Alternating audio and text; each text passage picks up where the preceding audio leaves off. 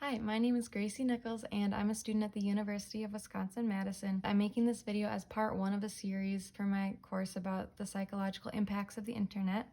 For the project, we're given a lot of flexibility about what material we present and also about how we present it. So I've chosen to research how the internet has changed the way that we connect with each other. Specifically, I want to provide you guys with information about how romantic relationships that began online differ from those that didn't. So in each video of this series, I'll pose a few questions about romantic relationships and I'll cite some information that I found to provide some answers. I'll include some less formal interviews with other people that I know that have participated in online dating too. My initial thoughts and predictions are that yes, there is a difference in the quality of relationship between relationships that began online and those that didn't. Seeing as my current relationship began online, I'd like to think that couples who met online are happier, but I'm excited to see what the research has to say, and I'm going to tie every video at the end. I'll bring it back to my hypothesis and see if it's supported or not.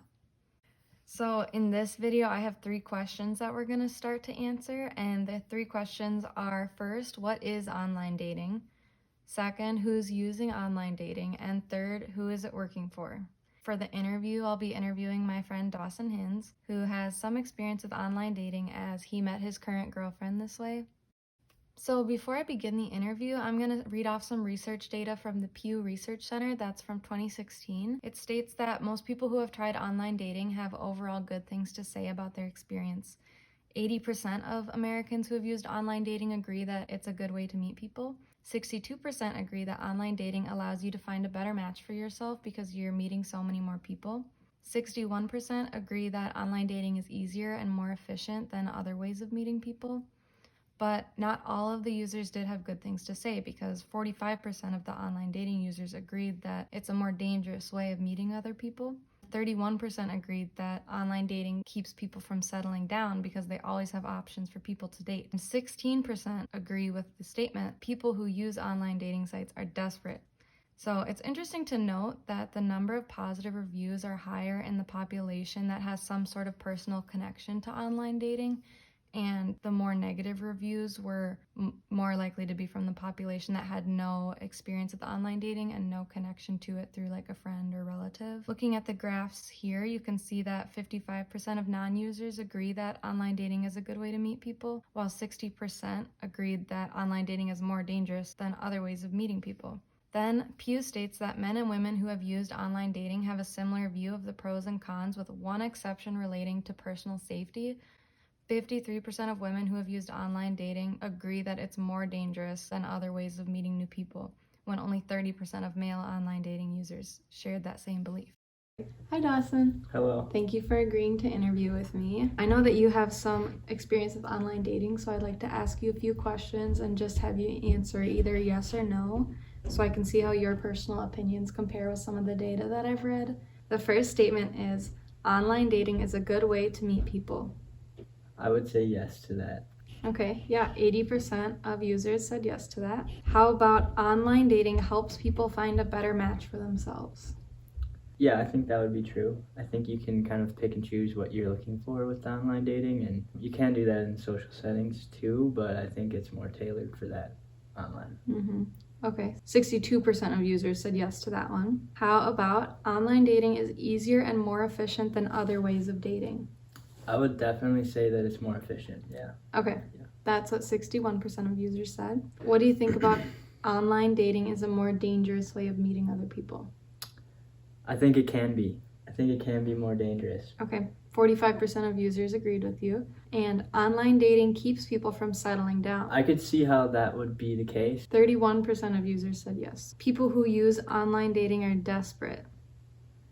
No. Yeah. No, I don't think so. No, I think it's just fun, and especially right now, it's an easy way to meet new people without leaving your house. Okay, I agree with you. I don't think that people who use online dating are desperate. And we're in the majority because only 16% of users say that yes, they are desperate. Nice. Okay, thank you. That's it? That's it. Nice. So moving forward, some terms that we need to define are: first, online dating, dating app, and a dating website. Defining our first term, online dating, answers one of our first questions. That's, what is online dating? Online dating is using the internet to arrange to meet somebody and possibly begin a romantic relationship from them. And I got that definition from Oxford Dictionary. A dating app is something like Tinder or Hinge that you download mobily, and it doesn't necessarily use any algorithm to pair you with anybody else. Rather, you're shown people that are in the same area you are, or I know on some it's not restricted by area, or you can upgrade to look at other areas. Basically, based on looking at someone else's profile picture and a bio that they make, you can indicate on the app if you would like to be paired with them or not, and if they also want to be paired with you, then the app will connect you two so you can talk to each other. A dating site is something like Match.com, and it typically involves some sort of questionnaire that is put into an algorithm that the website uses to pair you with other people that it thinks you would be compatible with based on your personality. Then you two will have the option to connect with each other if you choose to do so. I'm gonna be citing all the articles that I reference in the description of this video. Okay, so our second question is, who uses online dating? And it turns out that a lot of people do. Did you know that it's a multi-billion-dollar industry? In 2017, it became a $3 billion industry. Actually, around 9,500 people around the globe are employed by an online dating website or app. Part of the reason for this growth is due to the fact that it has recently become mobile, so users can pay more to find a faster connection with someone just through their cell phone. And here is the general trend of American adults using online dating. So who uses online dating? Well, men make up 52.4% of online dating users, while women make up around 47.6%. But it should be noted that these statistics vary slightly based on which site you're looking at and the location that you're looking at. Another group that might be more likely to online date is potentially the socially awkward, because apparently 48% of online relationships end through email. Also, a lot of British people use online dating because The Sun interviewed a bunch of them, and half of them said that they'd never asked anyone out in person, but only online. And it seems like many people have knowledge about online dating today, but actually only 15% of American adults reported that they have in fact used online dating websites or apps. You can see by this graph that the most growth in usage per age group is in young adults and older adults, like the late 50s and early 60s. And 41% of Americans has knowledge of online dating from knowing someone else who uses online dating, but not through their own experiences. And 29% know someone who has met a spouse or a long-term partner via online dating. Actually, college graduates and the relatively affluent are especially likely to know people who use online dating or those who have met their long-term partner online. Our last question is, who is online dating working for? And the response to that is it kind of varies based on your age and your location. Women, specifically, their desirability peaks at 21, but they still have more pursuers than men for a long time. I know at 48, men are more pursued than women, but that's like 28 years. As far as locations, it depends on how active people are on your chosen dating site at the location you're using it. For example, 50% of New York State residents are single, and seeing that New York City is the most populated city in the US, it's not surprising that the majority of eHarmony users are located in New York City. But then if we look at Idaho, 60% of the population is married, so there's a lot less users in Idaho on eHarmony.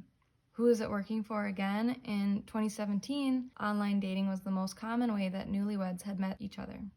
19% of brides said that they met their spouses online, which is higher than those who met through friends, which is 17%, during college, which is 15%, and at work, which is 12%. Another interesting factoid is that a longitudinal study showed that couples who met online tended to get married much sooner than couples who met offline. And the first thing I think of after hearing that is like, oh, they got married so fast, they'll probably get divorced, right? No, that's not right. Actually, personal compatibility algorithms work very well, and evidence shows that the couples who had met through a dating site were more diverse and had longer lasting connections between each other. And since the outbreak of these dating sites, there's been a rapid increase in interracial marriages in the United States in the past 2 decades. And these algorithms are so good that those marriages are also less likely to break up within the first year. So just because they get married sooner does not mean that they get divorced right away. They make it at least 1 year. One bit of information that suggests that online dating could lead to happier marriages comes from a survey done by the University of Chicago of around 20,000 people between 2005 and 2012, and it concluded that those who met their spouses online expressed more marital satisfaction than those who met their spouses through a more traditional avenue. So I would say that this video did support my hypothesis because we learned that online dating can lead to happier marriages, and they're rating their own marriages as more satisfactory, and they're less likely to get divorced within that first year. So far, my hypothesis is supported by this video.